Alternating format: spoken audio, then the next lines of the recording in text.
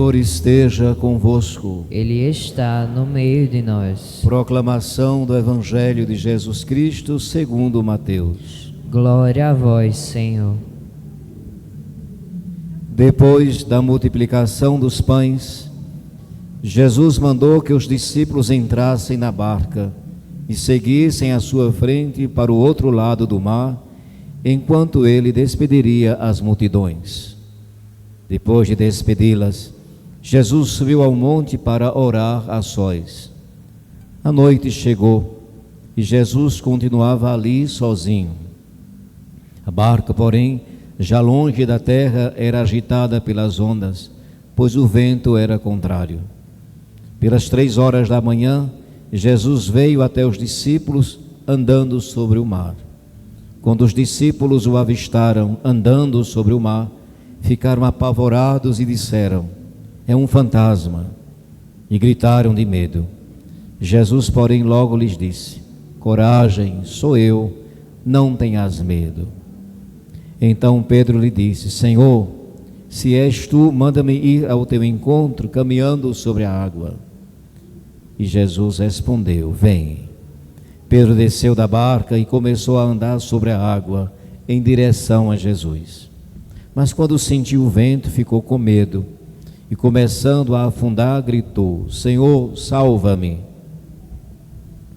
Jesus logo estendeu a mão, segurou Pedro e lhe disse: homem fraco na fé, por que duvidaste? Assim que subiram no barco, o vento se acalmou. Os que estavam no barco prostraram-se diante dele, dizendo: verdadeiramente, tu és o Filho de Deus. Palavra da salvação. Glória a vós, Senhor.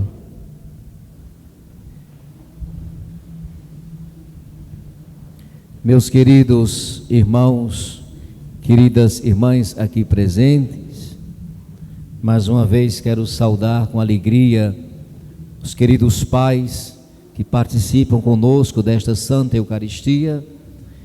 Queremos também acolher com alegria a nossa juventude.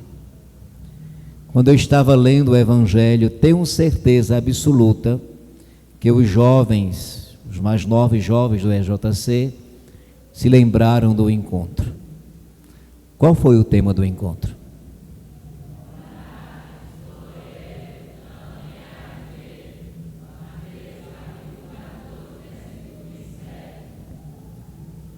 Coincidência ou providência, essa missa de acolhida, Nosso Senhor providenciou o mesmo Evangelho, o mesmo tema que foi escolhido para o encontro deste ano 2026.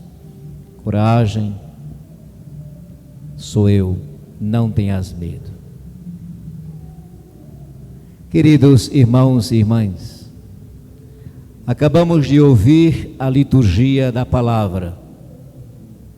É intenção de Deus alimentar os seus filhos e filhas através da sua palavra. A palavra de Deus tem um poder de nos alimentar espiritualmente. A palavra de Deus tem um poder de nos fortalecer e nos reanimar em nossa caminhada. Através da palavra de Deus, nós iremos entender as mais diversas manifestações de Deus na nossa vida. Primeira leitura que nós escutamos neste 19º domingo do tempo comum, tirada do livro dos Reis, nos fala sobre a experiência bonita que viveu o profeta Elias, que subiu ao monte Horebe. O monte Horebe é o mesmo monte Sinai, onde Moisés recebeu as tábuas da lei. Certamente subiu desanimado, mas ele queria se reabastecer de Deus, queria falar com Deus. E ficou dentro de uma gruta. Deus pede para que ele saia e fique à porta da gruta para ver alguma coisa. E ele viu um vento que quebrava os rochedos. Deus não estava lá.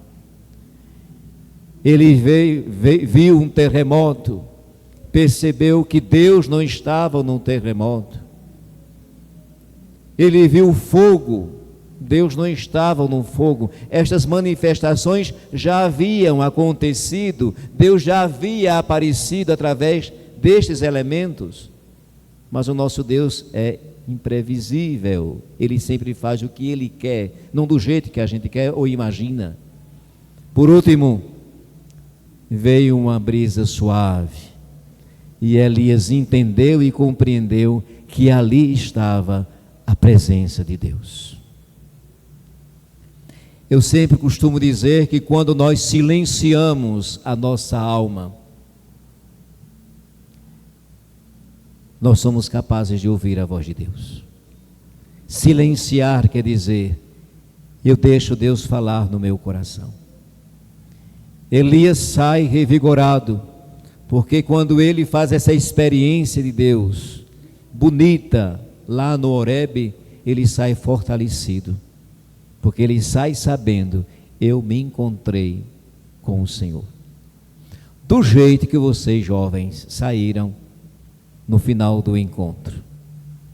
Muitos saíram chorando, mas era um choro não de tristeza, um choro de alegria e um choro de, por que terminou?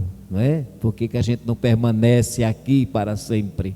Experiência tão boa, uma experiência tão maravilhosa, mas é necessário a gente se preencher de Deus, descer para também levar esta boa notícia a todos os nossos jovens, nas escolas, nos lugares onde vocês frequentam, mas passar esta experiência bonita de Jesus para os seus colegas e amigos. No Evangelho de hoje, que vocês já conhecem, a gente vê Jesus também, assim como Elias, subindo a uma montanha. Antes, ele pede para que os discípulos peguem a barca e sigam para o outro lado. Se nós queremos um sucesso, se nós queremos uma vida nova, temos que passar para o outro lado. Ninguém pode ficar do mesmo lado. Passar do outro lado quer dizer, eu recomeço a minha vida. Eu quero recomeçar a minha experiência. E Jesus sobe ao monte para se fortalecer na oração, falando com o Senhor. Passou a noite inteira praticamente em oração, e os discípulos lá no meio do mar de Tiberíades, o mar da Galileia, escuro, ninguém enxergava nada. De repente, às 3 da manhã, eles enxergam um homem caminhando sobre as águas. Qualquer pessoa teria a mesma impressão que os discípulos tiveram. Ninguém nunca viu um homem andar sobre as águas. Um fantasma. Mas esse gesto de Jesus de andar sobre as águas agitadas tem uma interpretação muito bonita para nós. Nós vivemos na agitação do dia a dia. E Jesus tem o poder de passar por cima de todas essas agitações, tormentos, dificuldades, desafios.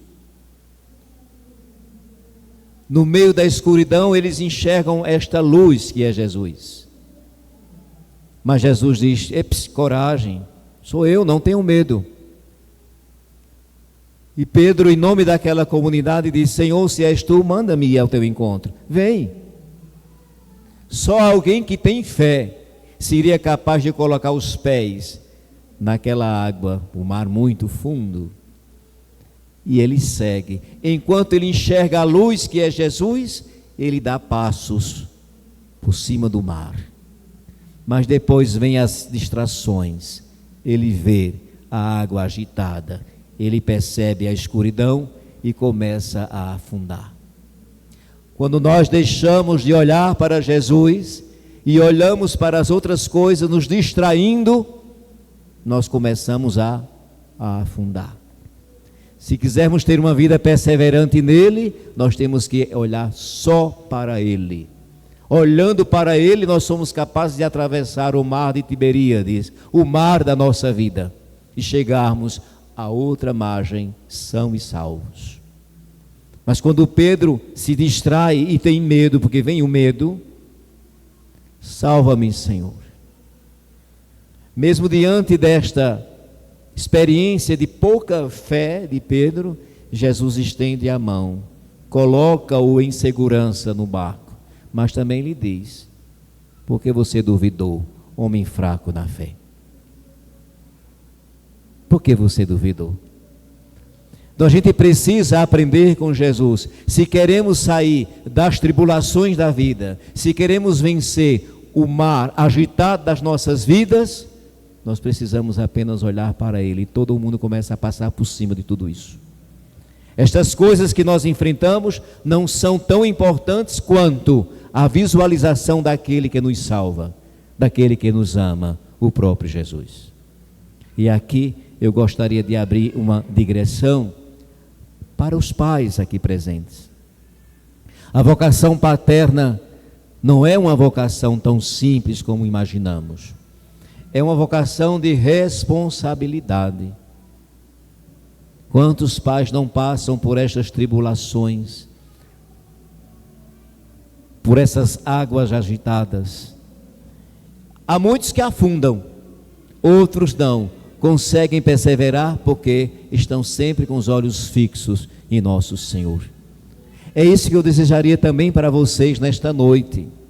Mantenham os seus olhos fixos em Jesus, a fim de que vocês possam perseverar nesta missão tão bonita que é a paternidade.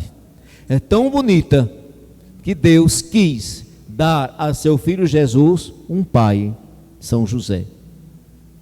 Não é uma vocação dispensável, é indispensável a vocação paterna. Por isso que Deus entregou São José para dizer: olha, o meu filho também teve um pai. E São José, na sua simplicidade, ele conseguiu exercer com fidelidade o papel até o fim, de cuidar da Sagrada Família. Então o papel do pai é de fato de cuidar da família, proteger a família, não abandonar o rebanho. E quando isso não é possível, quando os pais não estão devidamente responsáveis sobre essa sua vocação, aí entra um personagem interessante chamado de mãe. É a mãe que virou pai também, pai e mãe ao mesmo tempo. E temos muitas mulheres que os pais não assumiram a vocação e elas disseram: além da minha, eu assumo essa vocação paterna também, porque os meus filhos precisam ter uma boa estrutura psicológica, espiritual, e eu também me coloco também para suprir aquilo que o pai não foi capaz de executar. Tem mães que também estão de parabéns neste dia, porque exerceram e exercem a vocação materna e paterna. Que através de São José, pai adotivo de Jesus, exemplo de paternidade responsável, Deus abençoe todos vocês, abençoando os filhos, para que olhem os seus pais e os obedeçam até o fim de suas vidas. Que assim seja. Amém.